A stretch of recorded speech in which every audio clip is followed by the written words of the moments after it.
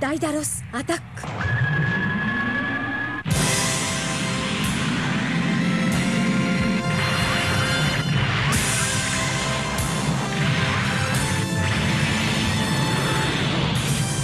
なんだ。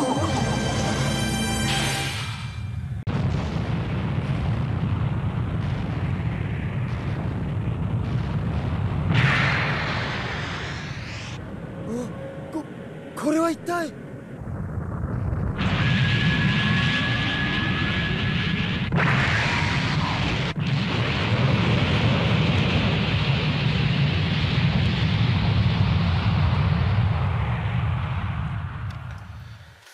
Bonjour à tous, alors aujourd'hui je vous donne rendez-vous pour vous présenter un kit que j'ai attendu longtemps,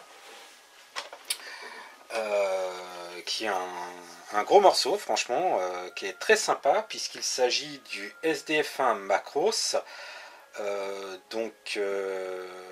la version dessin animé, la version de la série animée, donc avec le Prometheus et le Daedalus. Sorti en... que je vous dise pas de bêtises. Sorti en 2018, c'est ça, sorti en janvier 2018, si mes souvenirs sont bons. Et édité par Hasegawa. Voilà. Donc c'est un kit au 1000... Oui, c'est au 1/4 millième. Excusez-moi parce que je relis mes notes. Donc c'est un kit au 1/4 millième. D'autres kits de cette forme-là avaient été édités au 1/5 millième par Harry, donc en 1982-83 si je me souviens bien. Mais il n'y avait pas eu, par Harry et puis par la suite réédité par Bandai, mais il n'y avait rien eu d'autre, il me semble, de très connu. Alors peut-être des Garage Kit ou d'autres éditions moins connues.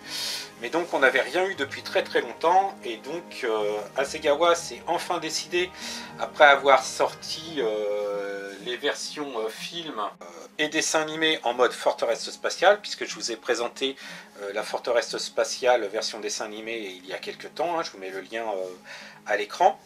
Après ils ont sorti la version robot du film en 2016. Donc les versions forteresse sont sorties en 2015, la version robot du film est sortie en 2016 et il faudra donc attendre 2018 pour enfin avoir la version dessin animé de la forteresse SDF1, donc en mode robot. Je n'ai plus la boîte, hein, comme vous voyez, c'est quand même un gros morceau, hein, vous voyez ma main, je pose la main par dessus pour que vous voyez la taille de la boîte. Par contre, cette illustration magnifique signée Hidetaka Tenjin, excusez-moi, donc qui reprend une scène connue de la bataille autour de Saturne, où pour des raisons techniques, le méga lance-missile, hein, le super canon là ne fonctionne pas. Ils utilisent le Daedalus pour détruire un vaisseau Zentradi, et donc c'est cette séquence qui est reprise avec beaucoup de dynamisme et énormément d'effets, hein, vraiment une très belle illustration sur cette boîte. Je vous propose de voir la notice de montage immédiatement. Donc, la notice de montage, donc une notice de montage Hasegawa habituelle, hein, pour ceux qui suivent mes vidéos ou même celles d'Yvan, vous commencez à avoir l'habitude. Donc, en page de garde, le modèle monté et peint en noir et blanc, un texte en japonais ici racontant l'histoire du SDF1, donc la forteresse, un vaisseau extraterrestre qui s'écrase en 1999 sur une île, enfin bon, tout est réexpliqué ici, c'est le début de la série. Et le logo Macross de la série télévisée, voilà. Voilà. Alors, sur la première page, on voit l'ensemble des pièces disponibles, donc quand même pas mal de grappes. Quelques pièces grisées. Alors ça vient du fait que certaines grappes sont communes avec la version film, il y a quand même un certain nombre de différences. Et ici, la liste des peintures disponibles, enfin disponibles, dont on aura besoin pour faire le kit en question. Alors, ensuite, on attaque le montage par les canons. Hein, donc l'avant de la forteresse qui s'ouvre en deux pour donner deux canons sur le dessus. La première chose qu'on remarque sur ce montage, et ça sera encore plus visible après, c'est que la plupart des défauts qui étaient présents sur la version forteresse spatiale, donc là encore une fois je vous renvoie vers ma vidéo que j'avais faite, sont ici corrigés. Puisque la forteresse spatiale, je pense que beaucoup de pièces avaient été réutilisées de la version film, et certaines différences entre la version film et la version animée n'avaient pas été gommées, tandis que là, sur la version de ce kit-là, robot, toutes les imperfections et erreurs de la version forteresse ont été donc rectifiées, et tout est correctement représenté et fidèle au dessin animé. Donc là, on voit que on monte tous les côtés, indépendamment les uns des autres, sur une armature. Moi j'avais un peu peur que les bords ne soient pas bien jointifs et qu'il faille jouer énormément de la puttie, et ça n'a pas été le cas. Les bords des pièces sont biseautés et s'adaptent vraiment parfaitement lors du montage. Et donc après il suffit de faire une petite ligne de colle pour que ça jointe vraiment parfaitement. Donc la suite, on continue la partie inférieure des canons. On assemble le haut et le bas avec les fixations qui s'insèrent et qui iront ensuite dans le dos du robot. Ensuite, on fait la passerelle avec les différents éléments. Alors à noter qu'il existe une planche de photodécoupe pour affiner un peu les antennes.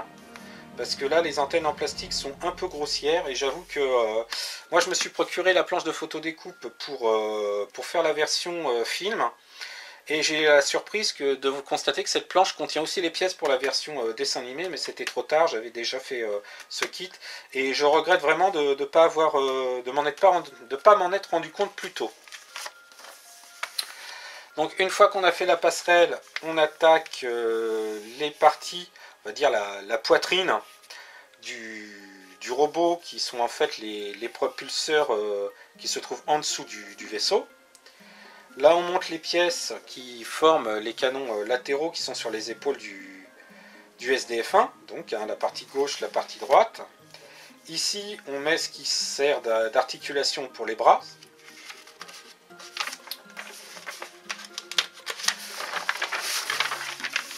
Alors, ensuite, on attaque le haut du corps, là où se placera par la suite la passerelle, le tronc, ici. Donc les différentes pièces, gauche, droite, le dessus et le dessous, hein, donc c'est vraiment très très bien détaillé. Après, on fait le bassin. On assemble tout avec d'autres pièces en plus pour pouvoir assembler, mettre en place les bras.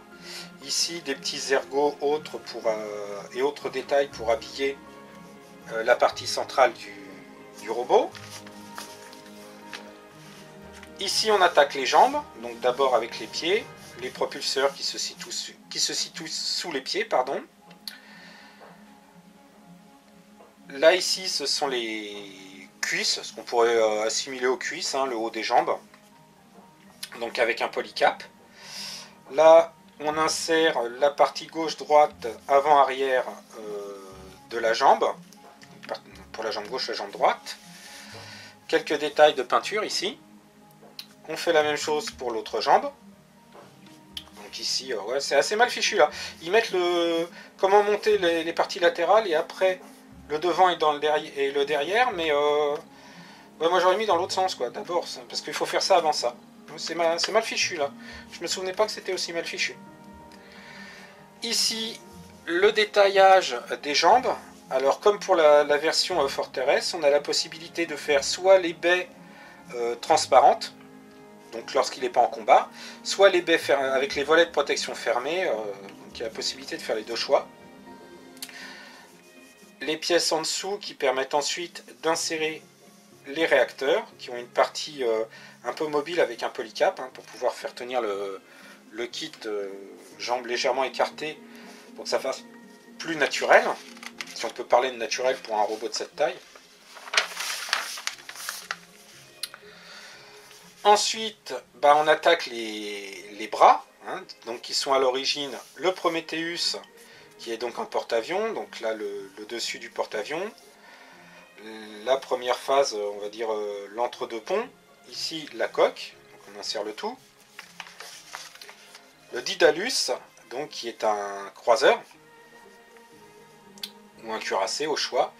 Alors la particularité de la version robot par rapport à la version forteresse, c'est qu'on peut faire le Daedalus avec l'avant, cette partie-là, là, ouverte, et vous avez donc la possibilité d'insérer une pièce où vous pouvez peindre pour mettre les robots en rang d'oignon, puisque lors de la séquence animée, lorsque le SDF-1 transperce le croiseur Zentradi à l'aide du croiseur, à l'aide du Daedalus, la partie avant s'ouvre et tous les Destroyed Monsters, tous les robots, les Tomahawk et autres qui sont contenus dans le SDF-1 se tiennent à cet endroit et ouvrent le feu, lâchent tous leurs missiles et détruisent le croiseur par l'intérieur de cette manière. Donc vous avez la possibilité de recréer plus ou moins cette scène en faisant ouvert l'avant du croiseur. Cependant, c'est beaucoup de travail de peinture parce que ce n'est qu'une seule pièce moulée, comme vous pouvez la voir ici, là, en tout petit. Donc c'est vraiment un gros détaillage de peinture. Moi, pour ma part, j'avais prévu de toute manière de le faire fermer, puisque il a une pose relativement statique dans ma vitrine. Donc là, ça indique comment faire les parties du Daedalus. En sachant que j'ai utilisé, ça je me souviens, j'ai utilisé les pièces de photodécoupe pour refaire les antennes, des antennes qui ne sont même pas fournies d'ailleurs, dans le kit plastique, de ces deux bras, enfin ces deux bateaux. Alors ici justement, vous avez la possibilité également, alors je vous montrerai tout à l'heure, d'avoir des destroïdes robots à disposer sur le SDF-1 si vous le voulez. Donc ils sont moulés sur une plaque, il faut les découper, il faut les peindre et ensuite les découper avec une lame de cutter. Comme ça avait été le cas pour les fighters sur la version forteresse, mais là au niveau des robots j'ai essayé et la découpe se fait vraiment mal, c'est tellement fin, enfin moi j'y arrive pas, les pièces s'enroulent sur elles-mêmes, c'est un enfer à faire, j'ai vraiment laissé tomber. Et donc ici vous avez donc le montage final où on assemble le tout, donc vous avez la possibilité soit bras raides ou articulés, soit bras pliés comme moi j'ai fait. Et ensuite vous avez le plan de peinture, donc avant du SDF-1 avec les parties avec le dessus et les côtés des bras, l'arrière du SDF-1, donc avec le dessous des bras et l'autre côté. Et donc c'est ce que je disais, les principaux défauts, donc le côté de l'avant, la longueur du nez du SDF-1 ainsi que le creux qui se situe normalement sous le SDF-1 et donc qui est là sur l'intérieur des canons lors de la transformation et qui n'était pas présent sur la version forteresse spatiale, ont bien été rectifiés et sont bien présents sur la version robot. Ce qui serait bien, c'est qu'un jour Hasegawa fasse une nouvelle version du SDF-1 forteresse avec ces corrections-là. Profite d'une réédition, puisque quand on voit chez Harlock, ils en sont à la énième version de l'Arcadia, à chaque coup qu'il y a une petite antenne supplémentaire, pof, ils nous ressortent une nouvelle version du kit. Ça serait pas mal qu'ils fassent aussi ça sur le SDF-1 avec les petites corrections qui vont bien.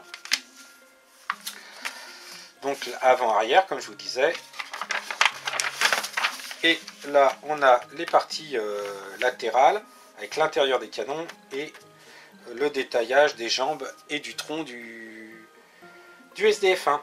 Je vous propose de voir maintenant le résultat monté, Pin.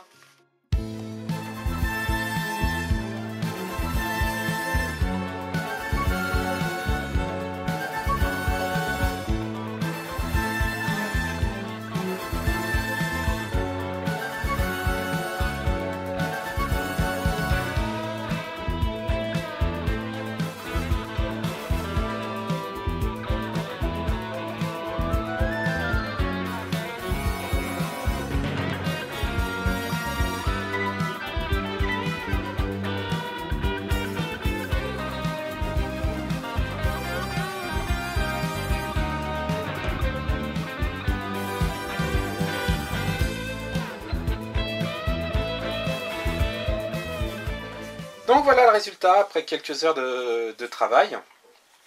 Donc comme vous pouvez voir, c'est quand même un beau morceau, hein. Je vous mets ma main juste à côté. C'est une belle bête, hein, donc une belle échelle. De l'Hasegawa, donc un beau détaillage, un beau résultat. Donc alors, on lui trouvera sans doute quelques défauts. Je ne suis pas assez expert, malgré que j'adore Macros. Il y a peut-être quelques défauts de moulage, quelques défauts de proportion.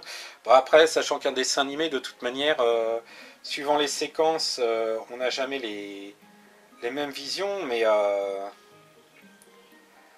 donc voilà, mais c'est surtout là je vous mets le dos, je vais essayer de zoomer un peu.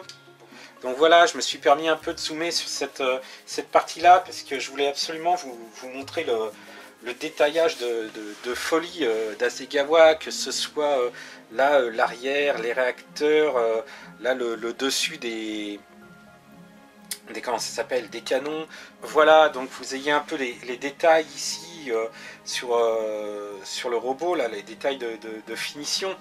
Voilà, c'est là qu'on voit la qualité des kits Hasegawa, et c'est pour ça que j'adore cette marque, même s'il y a d'autres marques qui doivent être de même standard de qualité, mais j'ai jamais été déçu par Hasegawa par rapport à la finesse des gravures, à la façon dont sont montées les maquettes, la façon dont sont pensé le montage pour que le rendu soit vraiment superbe, hein. Je vous disais, j'avais un peu peur. Alors là, je vais vous mettre un peu de trois quarts. Voilà, j'avais un peu peur que sur cette partie-là, la ligne d'assemblage des différents côtés des canons soit visible. Et en fait, oui, elle est là, mais elle se fond. Étant biseauté, elles se font dans la structure de la maquette et on se rend vraiment pas compte. On a l'impression que c'est une gravure et non pas une ligne de collage. Donc pour peu qu'on ait un collage propre, ça passe vraiment bien et même pas besoin d'utiliser de la putty. Donc là, si je retourne sur une vue d'ensemble de l'arrière, vous voyez, hein, toujours très très détaillé. Non, c'est vraiment un kit qui a un excellent rendu. Alors pour la petite anecdote, j'ai pas eu le même souci de couleur que pour le premier, puisque la notice était à jour et le mélange était bon. Donc j'ai pas eu de souci. Alors voilà, donc j'espère que la caméra rend justice à la qualité de travail d'Hasegawa. Donc oui, j'ai pris l'option cette fois-ci de faire les baies fermées. Mais on voit tous les petits détaillages avec un jus, ça ressort vraiment très bien. Alors, je ne sais pas si à la caméra ça ressort aussi bien qu'à l'œil nu, mais vraiment tous les petits détails, les panneaux, tout ressort vraiment superbement bien, les petits creux. Donc vraiment, c'est vraiment un superbe détail. Là, je vais revenir un petit peu là sur l'arrière. Pareil, hein, un très très beau travail de la part d'Hasegawa. Pour peu qu'on soit patient, méticuleux, c'est pas une maquette difficile à faire, à condition d'être organisé et de prendre son temps. C'est la règle pour toutes les maquettes, hein. Donc voilà pour ce SDF1 en mode forteresse, enfin en mode robot. Alors l'autre petit détail, alors je vais essayer les canons de la forteresse. Voilà. J'avais peur que ça ait collé un peu avec le temps, mais on a la possibilité donc voilà, de les mettre en position de tir. Donc c'est articulé. Et si je me trompe pas,